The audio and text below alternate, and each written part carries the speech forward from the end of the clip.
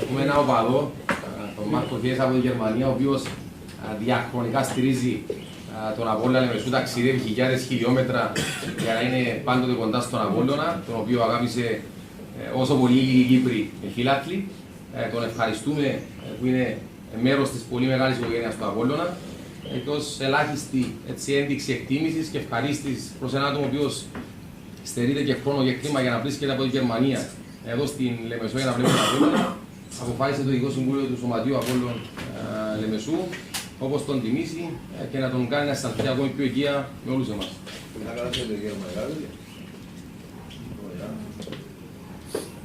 Εγώ να πω ότι ο Μάρκος με συγκίνησε σε μεγάλο. Παρακολουθώ τώρα από εσάς κάποια στοιχεία που έρχεται και πολλές έρχεται. Είναι ευχαριστικό πράγμα να έρχεται κάποιος στη Γερμανία που γνώρισε τον Απόλλωνα να κάνω προσεκτικές, όχι εγχώριες, όχι δεν ήταν μεγάλος ένα Απολλωνιστάς και να τον αγαπήσει τόσο πολλά. Τον ευχαριστώ πάρα πολύ. Θα είναι πάντα μαζί μας. Μπορώ να του προσφέρω μια πλακέτα απλώς για να δείξουμε την εκτίμηση μας, αλλά και να του πω ότι είναι πρόσδεκτος σε κάθε παιχνίδι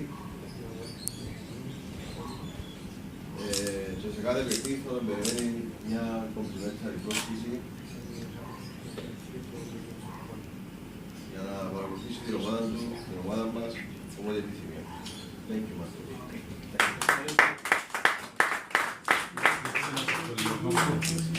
Ya, verá, la película después.